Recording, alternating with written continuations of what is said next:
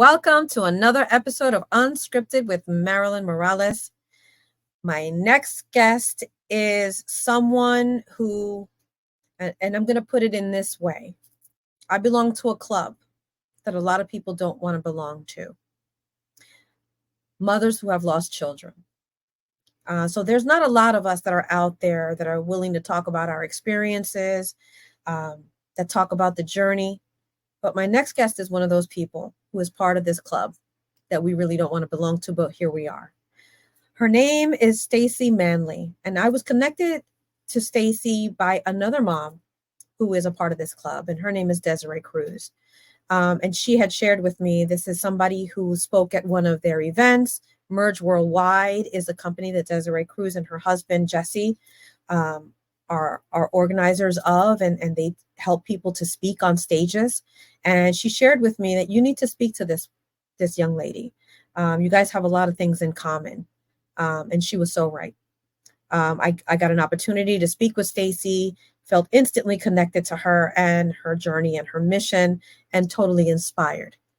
So let me share a little bit about Staci. Staci Manley is a Sovereign Legacy Mother Coach, founder and organizer of the Legacy Mom membership community. Staci is also a military spouse, mother to 3 children, 1 living beyond his earthly body, and 2 girls, and I love this, still rockin' earth. In her personal time, she loves to do psychic readings, hike around, and gain wisdom from the desert. Let's welcome Staci to the show. Hey, Staci. Hey, thank you for having me. Thank you so much for joining. As you heard, I say we belong to this club that nobody wants to belong to, right? Absolutely. Unfortunately, but like Yeah. you said, here we are. Here we are, because I think one of the things that I've learned from my journey, and I'm sure you have as well, is we're supposed to do something with this. The memories of our children, the legacy that they have brought forward is now ours to carry. Yes. So that message we bring forward, in addition to our own, which is how to get through challenges in life, how to get through what people would describe as the worst thing that someone could ever go through, Yeah. right? And still come on the other side, and sharing those tips and tools for people who are going through a similar struggle. It could be your child, it could be your mom, it could be your brother. We don't know. Relationships, right, are all based on love. And when you lose someone that you love, the grief is the same. Many of the physical manifestations of that loss are the same. Yeah. And I think that we're on this earth to help people navigate those difficult waters. Would you agree? I absolutely agree. Yes. So share a little bit about your story with my viewers. Sure. Where should I start? From the beginning. From the beginning. It's a long story because it was a whole year of journeying through that. And then it carries across from that last point of impact, right? From the loss that we experience. So my son actually had something called DIPG, DMG, which is a brain stem cancer and tumor. And it affected him in many ways. And I think the hardest part for me about this was I had never been around someone who had cancer. I didn't know what they went through. I didn't know how to handle it. And so going through that full year of all of the transitions that he was going through, things that was happening with his body, I didn't know how to handle that. Right. I didn't know how to best support him, I should say. And so even though the doctors would tell me, like he's probably not going to do, like physical therapy and all these things. I was like, no, my baby can do it. My baby can do it. And like, he wanted to do it. And I think that was so hard because like he and I both were like, no, we're going to do physical therapy. We're going to get to it. But it was like, his body just couldn't. It was so hard for him. The longer that it went on, the more he was affected. And all of those things, like the strong mom in me was like, no, we can do this. Like we can do all this. Warrior mom, right? Warrior mom. Exactly. Yeah, when we're in the battle, we put on our armor and we go, let's go, let's fight, let's do this. Right? And we inspire them. Please share with me the name of your baby. His name is Grayson. Grayson. And how old was Grayson when he was diagnosed? He was 3, just about to turn 4. Mhm. 3, almost 4 years old. So He's similar journey, you and I, because it was a 1 year journey from diagnosis, right, to loss, yes. for me as well, right? We talk about that whole year, and you learn a lot in a year, right? We go a whole lifetime, but then we could focus on that 1 year, and I think we learn so many more lessons in that 1 year of challenge and whatever we're going through than our entire lives before that, Yeah. right? So many lessons of resilience, so many lessons of love, mostly.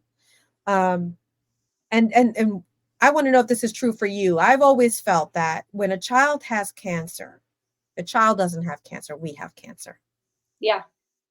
Because he, and in my case she, can't make decisions for themselves. And I think one of the more difficult things for me as a mom and being a nurse, sometimes being a nurse is a problem because you know more. You know more what these drugs are doing. You know about side effects. You know about potentials. So your mind goes in places where other people, because they don't know, are not going to go. Yeah. Right. So for me, one of the most difficult things was making decisions for treatment, Mhm. for someone else rather than an adult with cancer who can say, okay, I accept this or I don't accept that. Right.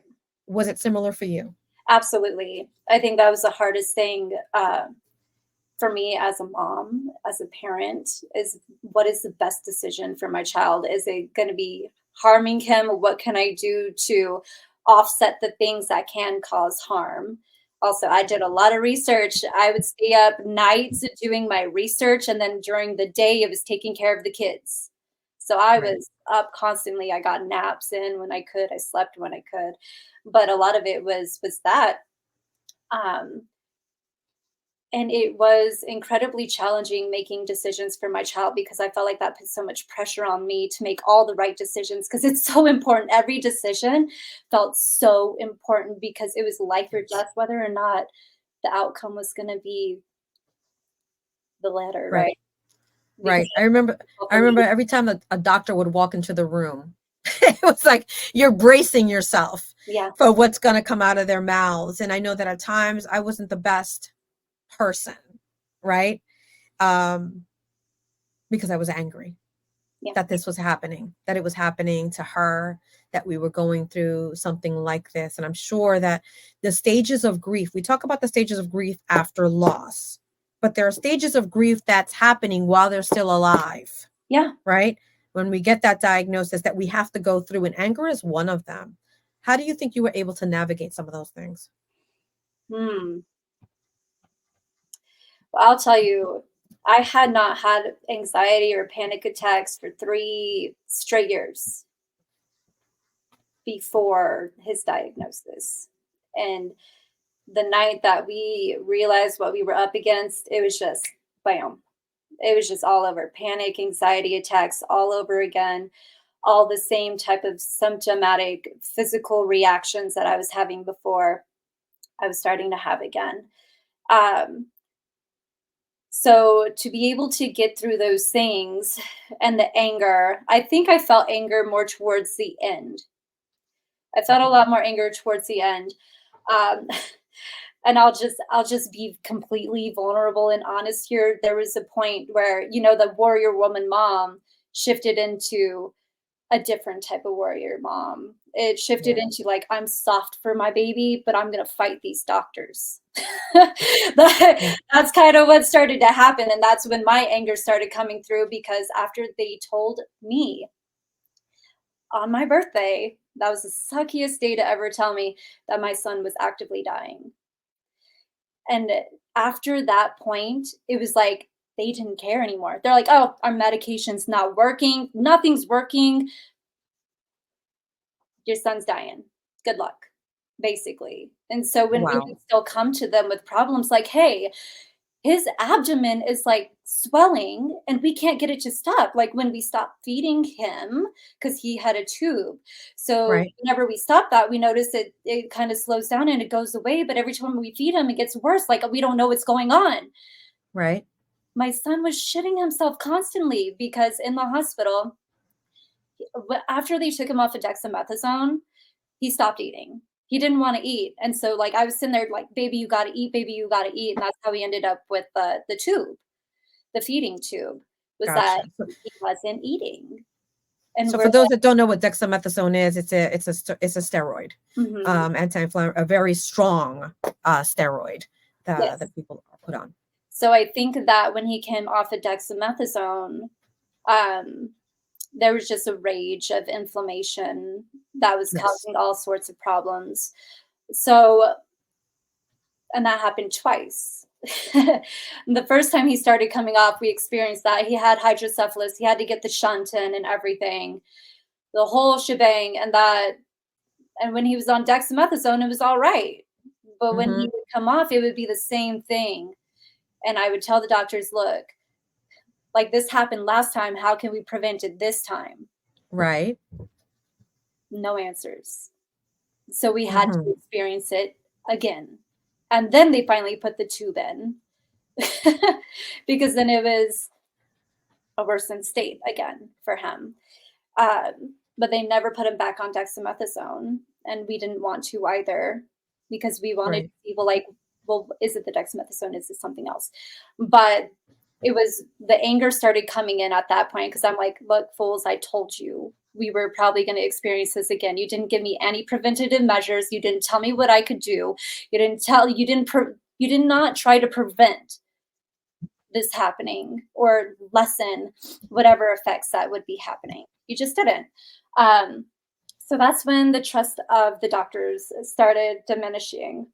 Sorry, but Yeah. This is a very it is. emotional thing for Yeah, those of us that have gone through that. So, yeah. But well, the anger, right?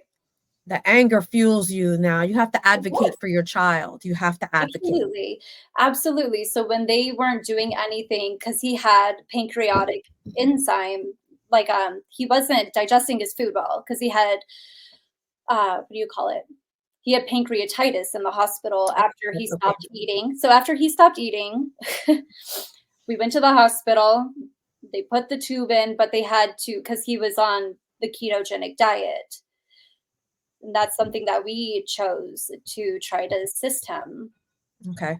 And, but the doctors didn't try to understand it or work well with it. So when they started doing the things to help him with refeeding syndrome and stuff like that, Hmm. it gave him pancreatitis the way that they did it. So, and whenever we talk to the ketogenic team, they're at the Denver hospital. Um, they said, yeah, we would never do that to a child on ketogenic diet because it would give them pancreatitis. And I'm like, well, there's my answer. Mm. So that Mm. pissed me off, of course. So here we are, pancreatitis, and he had C. diff because they gave him antibiotics when he didn't need it. So my son was going through a world of hurt in one big hospital stay. And there was a Right. lot of healing he had to do. And I'm like, man, this is taking away from the fight that he's got going on up there. Right. Like, this is causing worse issues for him, and he's in so much pain. Um, So that's when I started to have problems with doctors. And that's when Okay. I started not playing so nice and not trying to be understanding. So when they didn't even run tests for him about his pancreatic issues that he was having, I had to go outside of the hospital to pay out of pocket for tests to figure out what was going on with him because they wouldn't do it in the hospital. And I didn't Oh my understand God. why. I was like, Oh "How my can God. you be a hospital full of specialists, and yet you won't even send off a stool sample to see what's going on with my son Right. And what was the response to that? because we were on the cancer floor?" Because you want oncology, but Yeah, if you have an infection, wouldn't you want to know that you're on the oncology floor? exactly. Yeah. Yeah. No, but that was seriously the response is that, "Oh, well, we're the oncology department, and if we send off a stool sample, they may or may not look it at. We don't know." And I'm like, "Well, that's fucking ridiculous." Yeah, It don't that make sense. doesn't make So sense. that's when I Doesn't make started to sense. see y'all aren't for my son. Y'all aren't for us as a family anymore. Like it seems as though you're washing your hands of us, is what it felt like. Like we're just in this point where he's dying and you don't want to do anything anymore. Like that's what Yeah. it felt like to me as a mom. Did you have a good rapport with your oncology physician, Oncology physician, like the oncologist? the oncologist that was covering his case, At first we overseeing did. it? At first we did. But Okay. whenever all these things started happening, I'm like, "You're not doing Mm, it. You're not doing it for me." So, and when she decided not to figure out what was going on with his abdomen that was expanding, and right. no matter what we were trying to change, like, it just wasn't doing anything. They actually pulled 2 liters of fluid off of his abdomen when I finally took him and I said, "Y'all do something," because, like, he can't breathe. Right. Right. So Oh, you yeah. comfort, even if the medications aren't working and we're at the end, the the main focus should always be comfort and do Absolutely. whatever is possible, whatever is needed. So make sure that and I have to say that in my case, I was treated differently, right? At the end and made sure that she was comfortable and made sure that, things went the right way. And that's why I ask about the relationship with the oncologist, because the one that was covering my daughter, I had asked in the beginning because she had a rare cancer that when the time came, I didn't want to be one of those parents that did everything possible, knowing that there was nothing more that could be done, Yeah, right? And in the end, causing more discomfort for my child. I told her, promise me that when we're there, that you are honest with me and tell me, right? So that I don't do those things and that we can then honor the last stage of life the same way I honored when she came into this world, right? that's And made sure beautiful. that she was comfortable. And she did. She sat me down and said, it's time. And she said, this is it. We're here. So I had the benefit of that. We're here. Okay. And Yeah, now we have to make end of life decisions. And let's make them together and let's honor her at the end. But yeah, very difficult because I lost her not to this. She ended up having an infection that just caused a cascade, just I'm sure like you, a cascade of events that yeah, lead to this, right? Not from the initial diagnosis, but all these other things that are causing this to happen, the other organs that are failing you, right? yeah, Cause this. And it's unexpected. Even though your child is sick, you never expect the end. You don't expect it, right? yeah, You don't want it. You don't want to believe it. You want to have faith until the very end, yeah, right? Um, and so yeah, I was angry from the beginning. I was just mad from the beginning because I just couldn't believe that this was happening. You yeah. know, I just couldn't believe it. Um, so what things did you do for yourself? And I know because I found it difficult to do things for myself. My focus was all on her. My focus Mm, was on my other 2 children. It was never on me. I had to be reminded to eat. I had to be reminded to sleep because I wouldn't.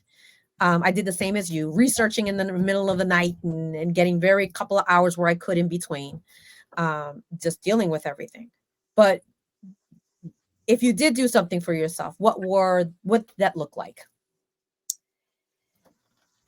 oh, so there were times where I would even be sitting in the hospital and I would just need a yoga session. So Yoga. Yes. Yes. yoga definitely helped me. Where we were, they had an outdoor yoga event, so I went to that one yearly. So I went the first year, and then I went the next year, and it was really nice. When I was in the hospital, I called up my yogi friend, and I was like, "I need help. I need something. I want to learn like what I can do."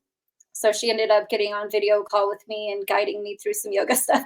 And so there I am, like doing yoga, and all the nurses and doctors are coming in, but my husband's there at least. So I'm like, you take care of Grayson and anything else that needs to happen. Like, I need this right now. Yeah. Um, and so it was just small moments like that where it's like, man, I'm at my capacity. I need to do something for myself right now so that I can go about continuing to do what I've got to do because that's what it really felt like. So I would let myself to get to capacity. I would let myself get to the point of like, okay, I'm burnt out. Yeah. I'm You're on empty. You're running on empty, empty. right? I've got to do something now. I got to do it for an hour and then I can just keep going. Uh, but, and I mean, my mom would come up and watch my girls too. So whenever we were in the hospital, we can focus on Grayson. and we didn't Right. have to be so split. However, there were times where, like, I would be able to take the girls out to the garden one day or go do something for a few hours, but it was always at the times when things were a little bit more on the calm end. So we would take Right. advantage of those moments where it's like everything's stable, everything's okay. We can go do something for a little bit and then come right back. Like little stolen moments, right? Yes. So little things like that. I did the same thing. When things are okay, stable, leave dad here with the baby and let me go see my others outside of this environment, you Yeah. know, going going outside, going back home. Like I was when I was inpatient with her doing the transplant, being able to go back home and be outside the hospital with them. So it wasn't always the hospital, right? Right. Um, so how about afterwards? So now you've lost Grayson, right? And now you're in this phase. And I know you're still in the early stages, right? Because I this is just how many years ago you lost him? Not even a full year. Not even a full year. Yeah. You're still in the beginning, right? For me, it's been 16 years, right? Mhm. And I know that those first few years were very difficult for me and I found trouble moving forward and I'm inspired by when I spoke with you how far you did come in just this year, the things that you were doing in order to get yourself back on track, right? Mhm. And we also, for people going through the struggle, don't think that you can do this in a year. It may be 5, it Yep. may be 10, it could be 15. Have grace with yourself. But Yep. as long as you're taking steps, as long as you're taking one step forward, then you can, right? Then you Yep. can. You're going in the right direction. So share with my viewers a step that you took to move forward. So my biggest hardship was getting up off the couch.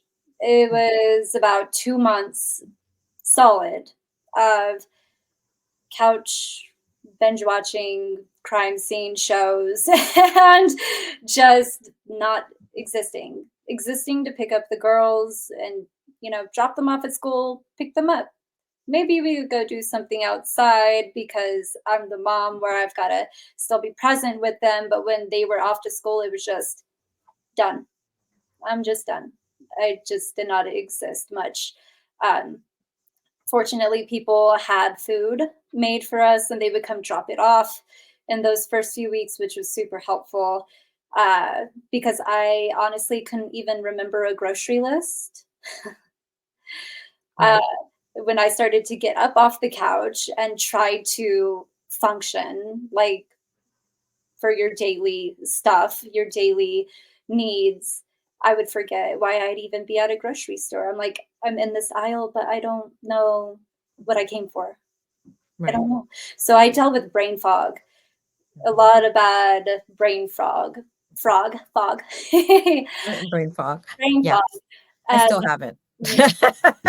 from time to time, it still hits me too. And when it does, I realize, okay, my brain is processing something that's really hard because Right, sometimes I don't realize consciously that I'm processing and working through something. But if I start to notice symptoms like my memory's getting a little iffy and my energy is getting a little iffy, I'm starting to eat worse than I normally do. Like, I'm probably going through some stuff that I'm just not realizing right now in relation to um, processing some traumatic parts or thinking about things or feeling something, but I'm just not consciously aware of it right now. So I started to realize these are my symptoms. And when I start to realize that I'm experiencing those, then I could be a little bit more graceful with myself.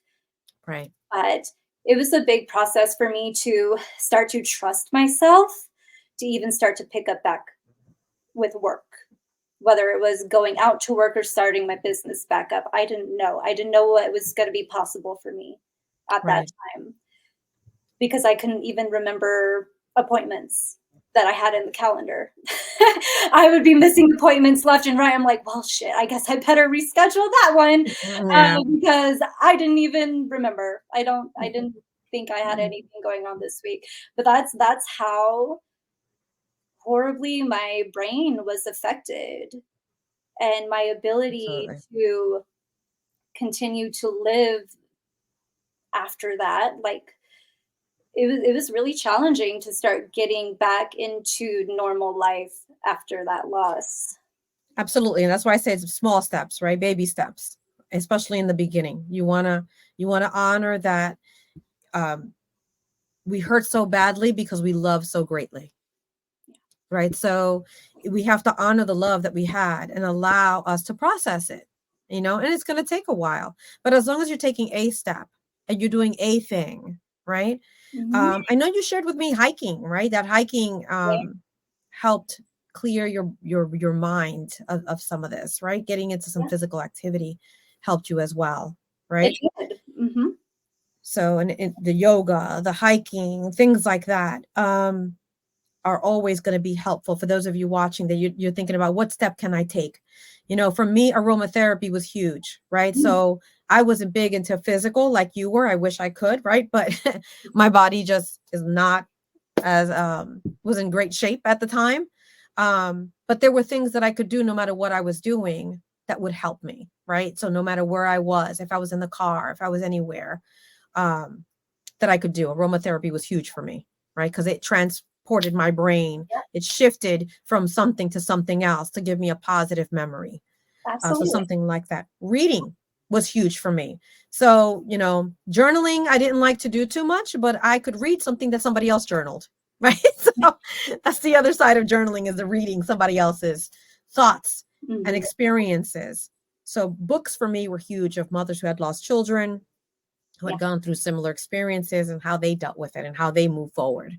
Well, I think that's why to be honest, that I know that's not what I think, but that is why I was watching crime scene stuff.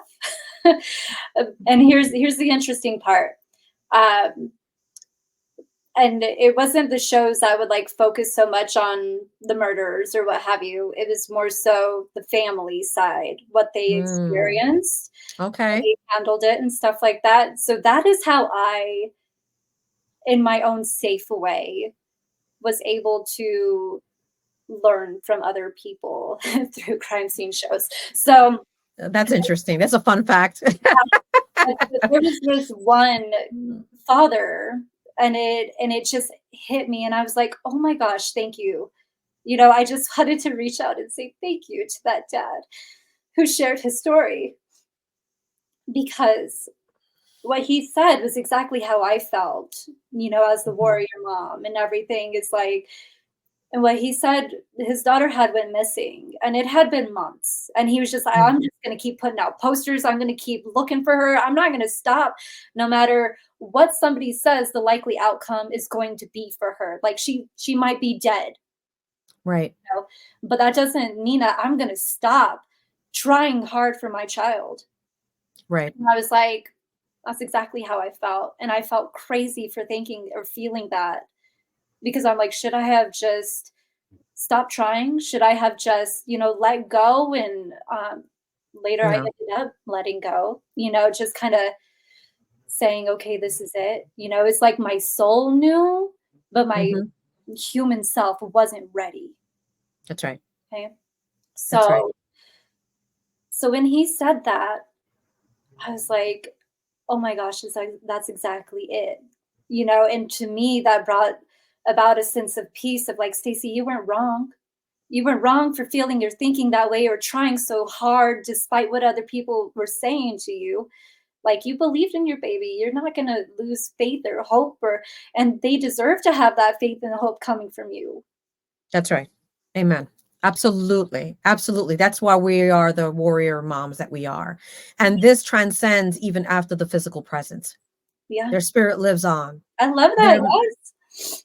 Hmm. Yeah, their message lives on. So you have already started to do that, right? So talk to us about what you do now in honoring Grayson and honoring that period in your life. And I honor you for doing it so early in your journey.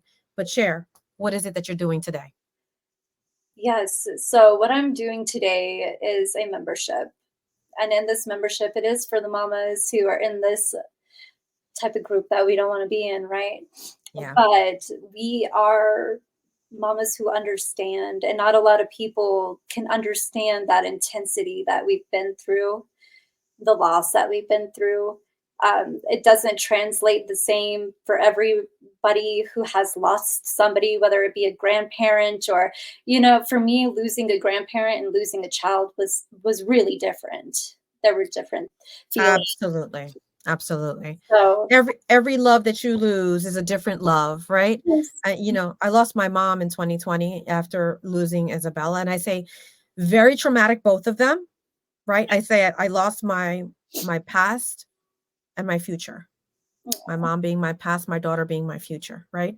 So you have a sense of loss for both of them, these anchors that were for me, but very different, very deep, yeah, very different, yes, right? But again, it goes to the love that we feel, and we have to honor the love that we feel and that we honor that forward.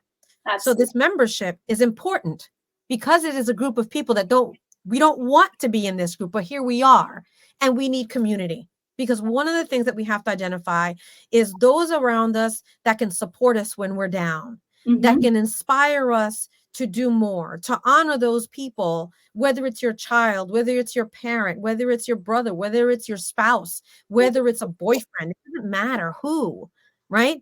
It's based out of love, and it's grief, and it's loss. And we have to get through that together, because that's one thing that we all have in common, whether we like it or not, is that we all have an expiration date, yeah. all of us. And although we don't like to talk about it, it's the truth. Hmm. So thank you for forming the membership. Thank you for forming the organization. And what's the name of it? It's called Legacy Moms Membership Community. Mhm. And how can people join your community? You can join by just reaching out to me directly. I'll just have a chat with you. I like to just talk with people. I want to get to know you. I want to get to know your story, how you're feeling, and whether or not this community would be a benefit for you, which I think it honestly absolutely will in so many ways.